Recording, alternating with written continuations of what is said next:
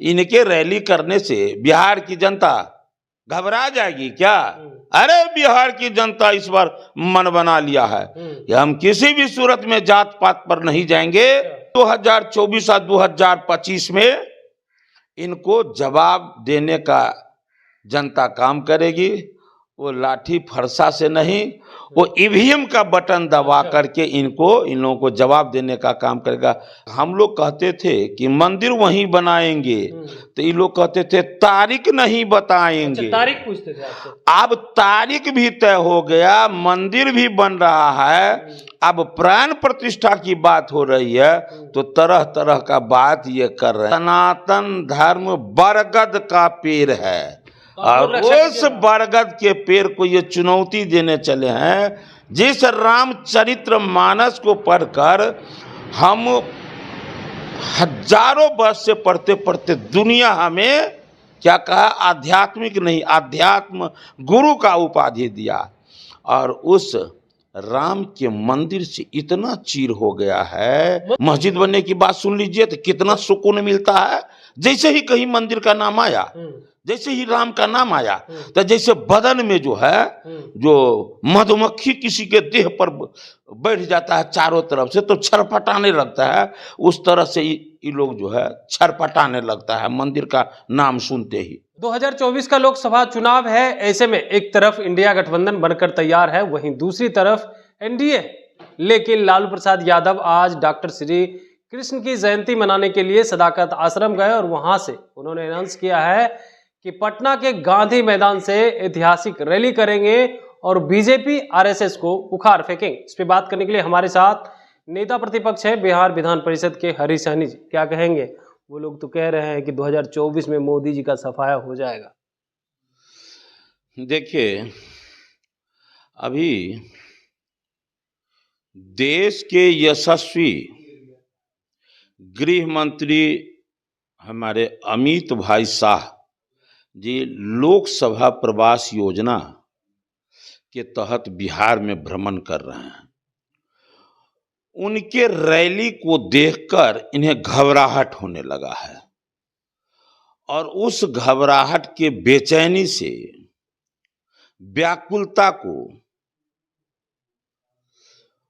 व्याकुल ऐसा हो उठे हैं कि वो सोच रहे हैं हम क्या करें। तो क्या करें, तो फिर निर्णय लिए हैं अच्छा कि हम रैली कर दे। भैया रैली करने के लिए आपको कोई मना कर रहा है क्या?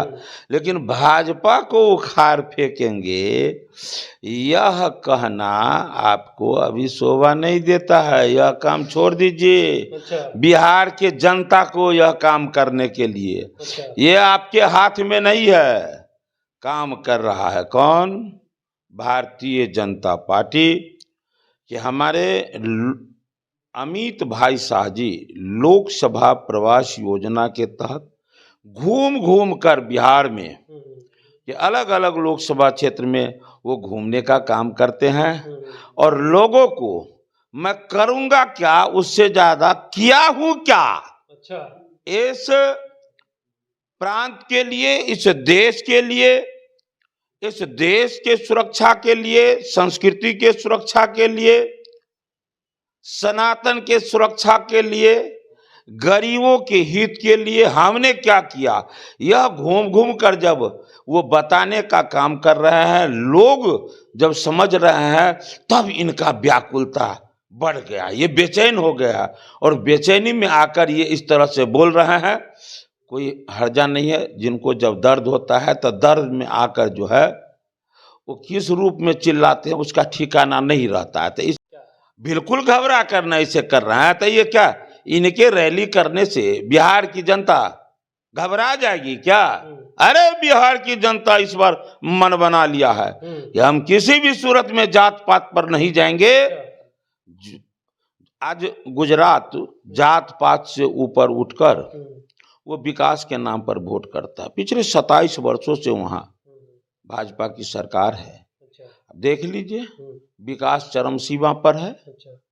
तो अब ये बात सिर्फ हम नहीं जान रहे हैं, ये बात तो बिहार की जनता मान गई है कि जब तक हम जात पात के नाम पर रहेंगे हमारा प्रांत कभी भी आगे नहीं बढ़ेगा। यह बात जान गई है बिहार की जनता, इसलिए अब हर सूरत में ये विकास के नाम पर वोट करेंगे और भारतीय जनता पार्टी के साथ रहेंगे। ये 16 आना तय सिद्ध हो गया है। आप जब आपके जैसे एंकर भाई जब वो जाते हैं और माइक लगा के जनता से वो जब पूछते हैं तो वो जो जवाब आता है वो जवाब भी देखकर सुनकर इन लोगों को बेचैनी बढ़ रहा है। अच्छा, तो वो जो बेचैनी बढ़ रहा है तो इसका इलाज भाई भाजपा के कोई कार्यकर्ता नेता के पास इलाज है क्या? इलाज करने के लिए बैठे हुए हैं बिहार की जनता। वो समय आने जनता पर इलाज कर देगी। बिल्कुल 2024 और 2025 में इनको जवाब देने का जनता काम करेगी।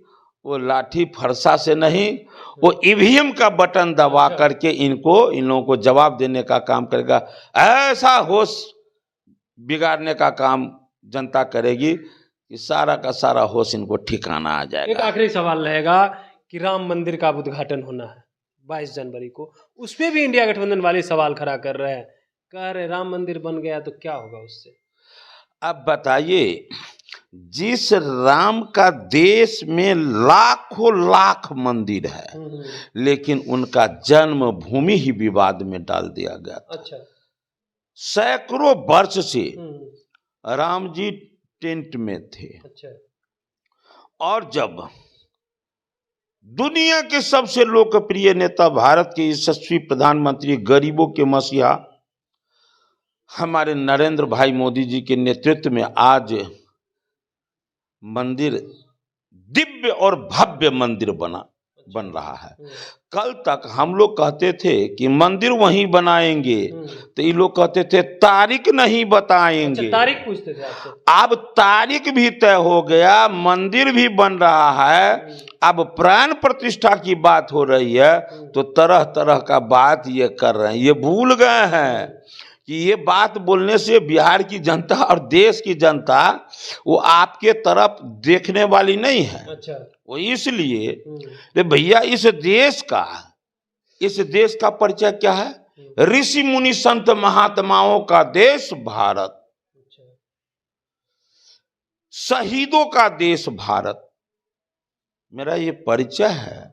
और जब हम उस ऋषि मुनि संत महात्माओं के देश में सनातन का बात करता हूं तो ये कहते हैं कि ये डेंगू है, मलेरिया है, फलेरिया है, इससे लड़ने की आवश्यकता नहीं है, इसको मिटाने की आवश्यकता है। बताइए, जिस देश में सनातन की रक्षा के लिए लाख नहीं लाखों लाख हमारे संत शहीद हुए हैं।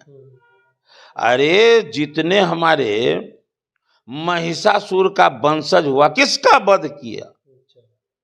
सनातनी का। वो अध्यात्म के क्षेत्र में ही ईश्वरीय शक्ति प्राप्त करके और फिर ईश्वरीय कार्य के विरुद्ध वो काम करता था। और ऐसे स्थिति में कि भाई पूजा तुम मेरा करो और नहीं करोगे तो जीवित नहीं बचोगे। लेकिन हमारे उस समय में संत पूजा पाठ यज्ञ हवन छोड़े नहीं, हजार नहीं लाखों लाख करोड़ों संत शहीद होते चले गए। हर समय में वो सनातन का रक्षा करना भूले नहीं। तो चाहे वो महिषासुर के समय में हो, चाहे कंस के समय में हो, चाहे रावण के समय में हो, चाहे हिरण्याकश्यप के समय में हो, हमारे संत ही शहीद हुए हैं सनातन के रक्षा के लिए।